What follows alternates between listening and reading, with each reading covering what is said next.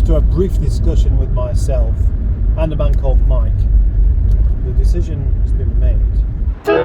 Hello. My name is Mustard, Captain Mustard, and this is Project Nigel.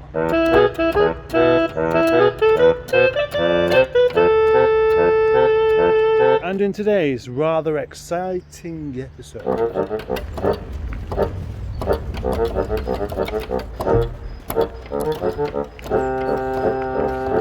yes, pretty, eh? So what we see behind us is a transit.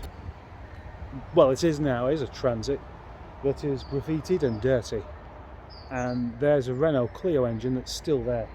That needs to be moved. But it's not so easy without using transit or without motivation. So, for this video, or most of it, or maybe even all of it, my motivation is going to be around Transitface and changing my possibilities somewhat. Because what I don't have is possibilities with a vehicle that I can't use because it's got no MOT on it. Maybe I've been worrying about this too much and that this vehicle's actually okay. I believe there's a couple of things that, you know, an MOT man from one of the big establishments looking for some work might just pick up on and say, oh yeah, that needs doing. Yeah, should we do it for you? And when you say no, it's just, oh well, we'll just have to fail it then. Right, okay, off you go, sir. Other than that, I don't think the old thing's in that bad a fettle. So it shouldn't really be a major issue anywhere. But maybe I should clean it. Clean it? What's cleaning got to do with MOTs? I hear you say, if you actually say it. Well, nothing. But MOT men are men, and MOT women are. I reckon the thing is, yeah, hang on, no, I've got it, right. MOT people are human beings, and MOT human beings are people, and people make mistakes and they're fallible and they're subject to opinion, and that's where something like it being clean could make them think one thing or another. I am not using any logic here to provide an explanation, but does it give a good impression if you turn up with your vehicle that's covered in green stuff and graffiti? Probably not. It's like turning up with the wrong kind of beard and suddenly your windscreen wipers don't work. You just shouldn't do it. To have a look at Transitface properly, I need it here. And, well, this car has, the battery's not too good in it. So I've had to use this for the third time now because it keeps stalling. And I was hoping to have that fully charged for the Transit because that's going to need some help. Another test, eh? Will it manage 3 jumps on this and 1 jump on the Transit? Will it? I'll definitely do another on this one. There's trouble if it doesn't start straight away, then if it does that,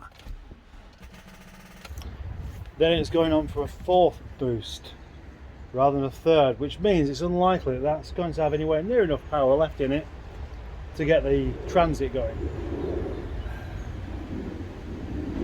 That's why I love being down here so much, because all the smallest of jobs takes the longest of time, and then when I go home and my wife asks me what I've been doing all day, and I simply can't explain myself.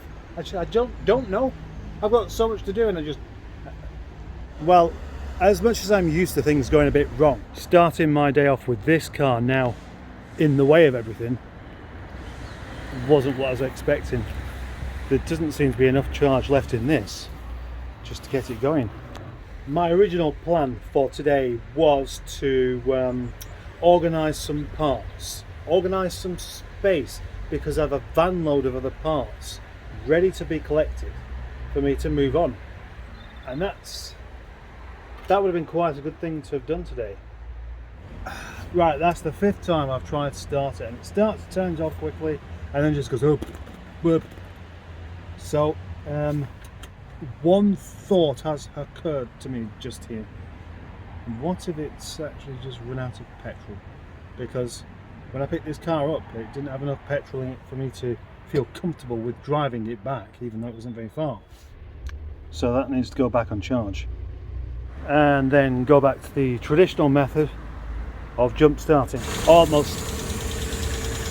The jump lead does need a bit more fixing again. You wouldn't even consider that the first part of the job done. The battery in the Transit is located underneath the seat, which is, it's an okay place to keep it, I suppose.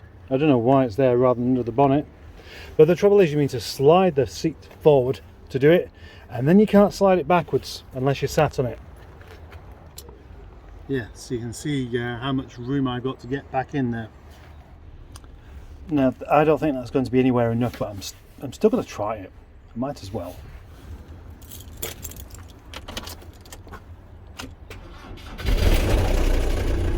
Well, how about that?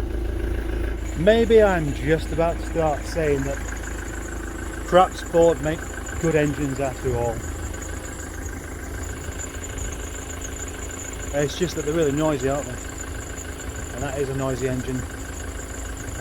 Come with me on one of my road trips and make sure you bring your earplugs. I thought I had a migraine developing then, and then I just spotted that, look, somehow I managed to flick the lights on.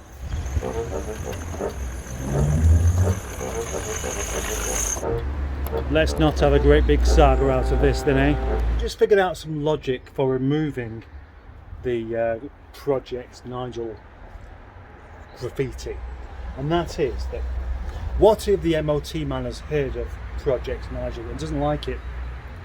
He might just find a way of failing the thing out of spite. Or what if he hasn't heard of it, sees YouTube on there, and then thinks, is this a setup?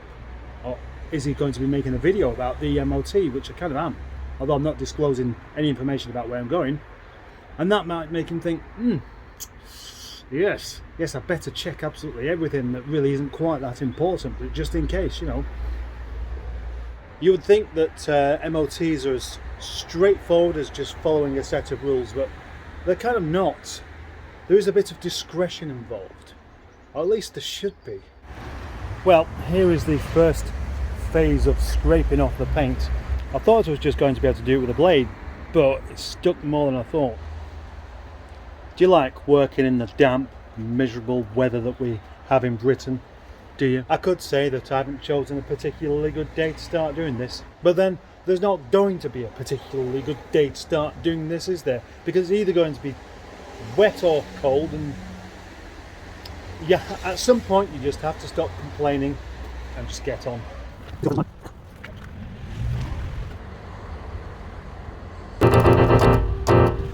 Well, I'm sorry if this isn't the most exciting video with the most wonderful things going on, and at least I'm getting my hands a bit dirty for a change. But what I'm trying to do at the moment is remove this headlamp. I'm not going to replace it, although it is a bit full of condensation, but I can't get to the lamp behind there, and there's some bits that I'm fiddling around with that I don't seem to be able to reattach. And whilst I'm in the mood for getting my hands dirty, which I'm not, I thought I might as well just take it out and see if I can sort it that way. So where did Miss Banner go? Where did Miss Banner go? Where did Miss Banner go? That's there. There we go, ladies and gentlemen. Probably just ladies. That's the headlamp, partially released, and I can see in there that there is something not quite attached, and it's that might even just be the cause of the bulb not working. Can you see something dangling there? No, you can't, because my arm's in the way. Anyway, it is just a simple spade connector, and I've just plugged it back in. The truth is, that's not going to work with that not plugged in.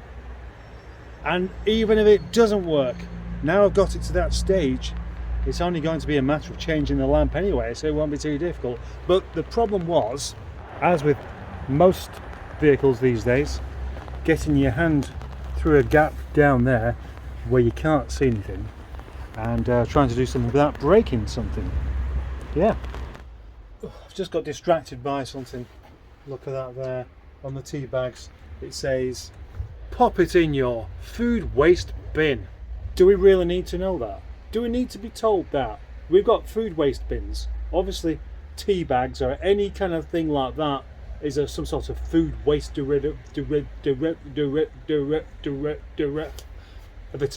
and it's going to go in that bin, isn't it? If you need instructions that clear, why doesn't it tell you that you should use it first rather than just buying your tea bags and emptying the whole box straight in there? And there we go, Mrs. Wonky Glasses. That's all it was. Looks a bit bare without the graffiti on the front, actually. It's like when a man gets rid of his well-established moustache. It just looks strange, that. Gosh, some people, they'd rather block your path than let you out and then leave you stranded in the middle of the road with people shouting at you and complaining because you've blocked their path when they weren't going anywhere anyway. They're strange types, you know. Anyway, as you can see, I'm in the car. I haven't finished for the day, but due to illness, family illness and stuff, as I got slightly better from being ill the other day, which you may or may not know about, my wife has now got slightly worse, which means that I've got to pop back the direction of home and pick up the little bunny people in order to get them home from school. And I may even have to prepare some tea for them. But that's kind of irrelevant to what I've been doing today so far, which is why it's not going in this video. Right, there's quite a bit of looking into Transitface and seeing what doesn't need doing, and I'm not an MOT man, but I'd say that all looks quite good actually. There are no knocks on the suspension. I mean, there are when you're driving it ever so slightly, but whilst it's just with the wheels in the air, I know obviously they use some rather special MOT tools that I don't have, so I can't really tell, but the corrosion's okay, I think, and all of the lights work now. So what else is there? Not much, is there? The windscreen wipers work, but there is a crack on the windscreen which the MOT man just, he might not see it, you never know. Tyres are all okay. What else would there be to consider? The brakes, the actual brakes. Well, the brakes are now better than what they were last MOT because it had a binding thing and a twisted flexi hose. And that naughty little twisted flexi hose turned out to be the thing that was causing the brakes to bind in the first place. And of course, all of that work has been done last year. So the only other sticking point now is the matter of the wheels not rolling quite as freely as they should do at the moment. But that might just be, that's the rear wheels, I think. That might, most probably will be just down to it being sat in the yard, not doing anything for 6 months. Gosh, that's terrible. 6 months out of use. I'm embarrassed. I should be ashamed of myself. I'm not, but I mean I should be. But for some reason it just doesn't really bother me. Yes, well, that's just me. So the plan was to pop along to the said Class 7 MOT station that I know of and ask if I could book it in. That's what I was going to do today, but now I'm going to do it tomorrow because I don't think there will be time today. It'll be a rare treat being behind another Rover, and a Rover 75 in Moonstone Blue, or green in fact, for that matter. Will he turn around and think, look, there's Nigel, he's the Rover man, he's the man who likes Rovers? Probably not. Will he deliberately go off down a different road so as not to be associated with me? Yes, yes he will, and he has done.